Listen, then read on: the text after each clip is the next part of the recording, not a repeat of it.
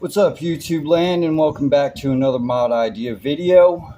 Now, when I did the review video of this particular set, I made the comment that I didn't like how it wasn't tall enough for a minifigure to fit inside properly. So what I did was I went out to the Dollar Tree and I got some of their spare parts bags that they have. And I added this 2x4 flat and this 1x4 flat here to the front and to the rear. I made sure to keep them color coded, and as you can see from these discolored pieces right here, that I added some 1x2s and a 1x1 to raise these up. And I also added a 1x2 to underneath this right here to raise this up as well. Now, the question is did I make this tall enough to fit a minifigure in? And the answer to that is yes and no. And I will show you what I mean here in a second when I get everything snapped together. By the way, don't try this with a actual Lego brand model because it will fall apart. Go ahead and get all this nice and seated.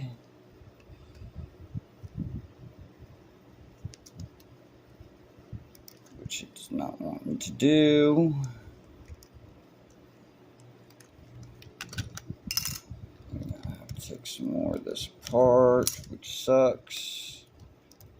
There it goes. That side's now good and seated. That side's now good and seated. Alright, let's go ahead and put these pieces back on real quick. Alright, now, to answer that question, now that I've got the minifigure in here with the hat on, as you can see, it is still slightly too short for the minifigure to fit in here. But if I go ahead and remove his hat, make sure he's good and seated, now he fits in there nice and perfect. So that's what I meant by yes and no. So now I've raised it up enough to where a minifigure will fit in this without any helmets or headgear on, but it will not fit in this if it does have it on there.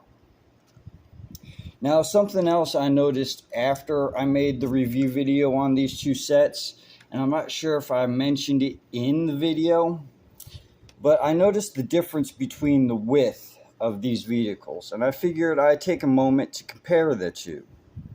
Now, even though this is an odd number of stud construction, it actually turns out to be an even number of studs wide, coming out to a full 8 studs because of the tires sticking out.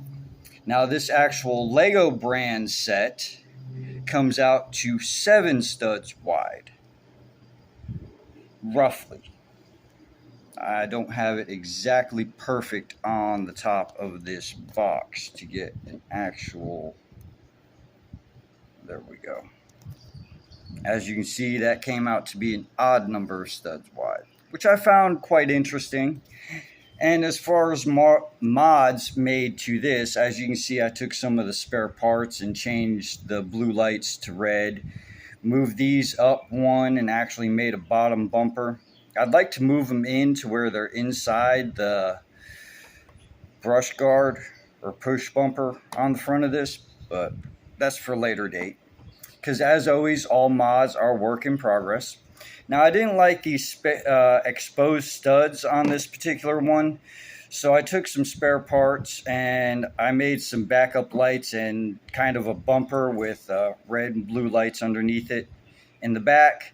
I do not have a flat to put over these studs yet that's the same color as this, but I will when I get around to getting into my spare parts box in storage.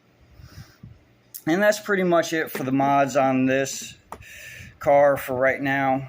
I will do another video when I finally complete them, as well as mods for other vehicles that I'm doing right now.